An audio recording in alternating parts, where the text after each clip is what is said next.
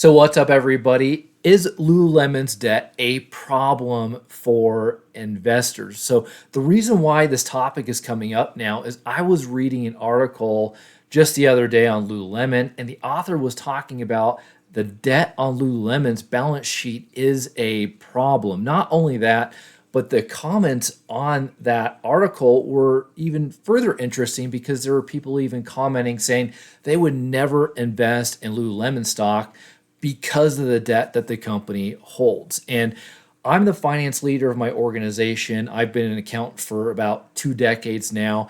And I just don't think that a lot of people understand or are aware of the accounting standards and how they've changed over the last 5 years. In particular, there's the ASC 842 lease accounting standards that came into play in 2019, which are directly affecting Lululemon's balance sheet and a lot of other balance sheets out there. And just an average person looking at a balance sheet or looking at a total debt on a company, whether it's Lululemon or another company, may get really, I won't say misinterpretation of what that debt is or what it stands for. And they may make decisions based on that may be incorrect. And as an accountant myself, over the last 20, 30, 40, 50 years, certainly the accounting standards have changed. It seems like every year there's some type of accounting standard that's changed. Some are bigger than other ones, and you can certainly make a debate if they've gotten better over time or not. And I think there's a huge debate when it comes to debt if the balance sheet is better now versus what it was prior to ASC 842. So how much debt does Lululemon have on their balance sheet, and how does ASC 842 affect the balance sheet? Let's talk about that. So first off, Lululemon's total debt is $1.7 billion. Now, keep in mind their market cap is $20 billion. So in general, I would say that total debt of $1.7 billion versus their market cap of $20 billion isn't really that bad. In fact, I would say that's actually fairly low compared to a lot of other companies in the market. Now, what does ASC 842 have to do with the $1.7 billion of total debt on Lulu's balance sheet? Well, actually, it's everything on there, all the $1.7 billion. The reason for that, and again, the standard came into play in 2019.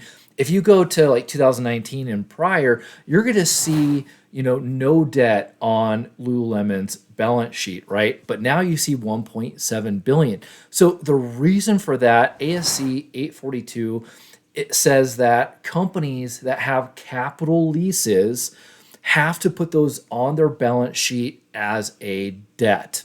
Not only that, but they have to do an opposite effect on the balance sheet too, where it's actually an asset as well. So how a balance sheet works is that assets have to equal liabilities plus equity. So if you're changing one side of the balance sheet, like liabilities, you're gonna have to change something else too. So it could be assets or it could be equity, right? And in this particular case, it's assets are changing and liabilities are changing, but the balance sheet doesn't, there's a $0 effect to the balance sheet.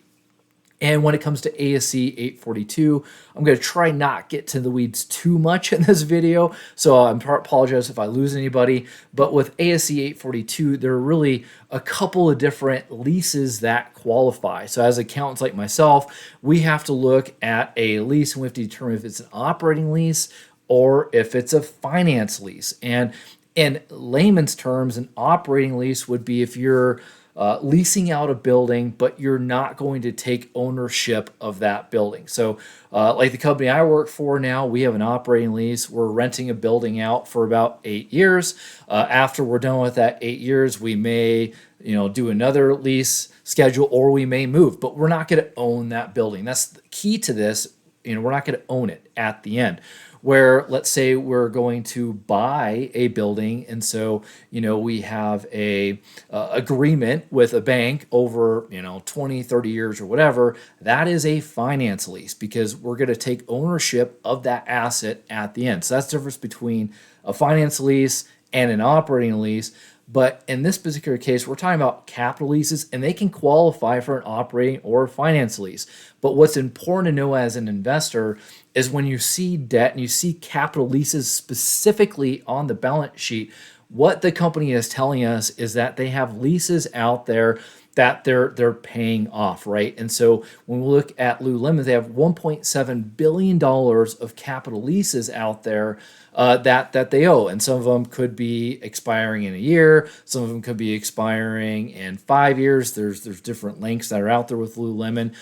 In general, the different buildings that they're in, right? So that's where it's coming from, and that's why when you look at a balance sheet like Lululemon or any company's balance sheet, this is not just for Lululemon, but if you're looking at any company's balance sheet that's out there, you look, prior to 2019, you're not going to see any capital leases because ASC 840, which ASC 842 replaced, they didn't have to put capital leases on the balance sheet. So keep in mind, that affects a lot of different ratios out there. I mean, debt to equity and some other stuff too. So it's something to be really aware of and be careful of as an investor because you really want to look at the company, prior to 2019 and after. So all of a sudden, if you're seeing, a debt to equity all of a sudden skyrocket when you hit 2020, it may not necessarily mean that the company is in a worse place than they were prior to 2019 from a debt perspective. It just means that they probably had to put or qualify capital leases debt on their balance sheet, which is affecting different ratios, different metrics. So it's really important as investors to have some basic understandings around accounting. And I will say too, even though that I'm an accountant myself, yeah, I may have some advantages when I'm looking at financial statements, what certain things mean in the cash flow statement, balance sheet, income statement, because of my background and what I know. But in general, you don't need to be an accountant to be a really good investor. You just need to have some really basic understanding on how financial statement work, and also kind of understand a little bit about the different segments within the financial statements. And the capital leases, I think, are important to know. Just a quick overview on what they mean, and also why are they showing up in balance sheets like Lululemon starting in 2020 that we're seeing, right? And that's a requirement for companies that are public to put those on the balance sheet in general, so we kind of know, right? And there's certainly a debate there. Is it really a true debt or not? You could potentially maybe buy out of the leases and get out of them. So certainly there's debate there or whatever. So FASB, which governs the accounting standards, tries to improve what they can out there from year to year. So don't be scared from Lululemon. I guess that's what I'm trying to say from a debt perspective. What I would say as an investor is, instead of looking at capital leases and total debt of company, I think there's two other things that are much more important when it comes to a company, and seeing how they are. What was their solvency? Where are they at, right? As a company, should you be concerned or not? So one of those things is working capital. Working capital is really important. So what is working capital? That is current assets of a balance sheet minus current liabilities. You want that number to be positive. If that is not positive, that means the company has more current liabilities, which means they owe more in the next 12 months than money that is coming in, or potentially current assets on their balance sheet. So that could be a problem for the company. That could mean that they need to go borrow money. They may have to sell more stock.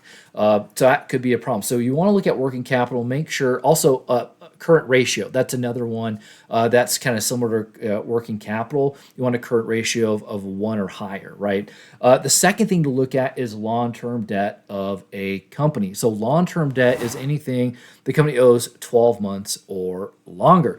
That is what is, I think, really critical as investors to really understand, even more so than, say, capital leases. These are, things that, the company, has signed an agreement for that they're paying off, and they owe over a long period of time. So it could be, senior notes that, expire maybe in 24 months, maybe that they're buying a bunch of equipment and they have all these finance leases out there that they have to pay off over a certain period of time too. So long-term debt, for me personally, I like to look at operating income of business, which is on the income statement. I want to take basically the total long-term debt of the company and I want to divide that by operating income. And if that is around 3 years or less, that gives me a good feeling that the company doesn't have a lot of debt on their balance sheet. So instead of looking at capital leases or even total debt of a company,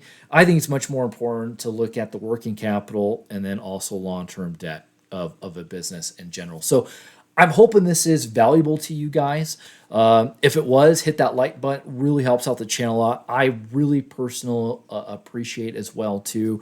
Something when it comes to investing as well, it's really important to understand how to value companies. If you're looking at an Apple, a Microsoft, any company out there and you're trying to figure out should I invest in them or not, it's really important to understand what is that company worth. And I do teach you how to value companies through my Patreon. If you want to go check that out, I'll put a link down below. You click on that link, it'll take you to my Patreon. On there, I have a video that explains how to value companies yourself. I have templates on there to show you that you can use yourself to value companies. You also get access to my Discord channel with about 150 value investors in there as well. And I have unique, specific videos for Patreon that I post 3 to 5 times a week too. So if you're interested, go check that out. Thank you guys for watching. I really, really appreciate it. Take care and God bless.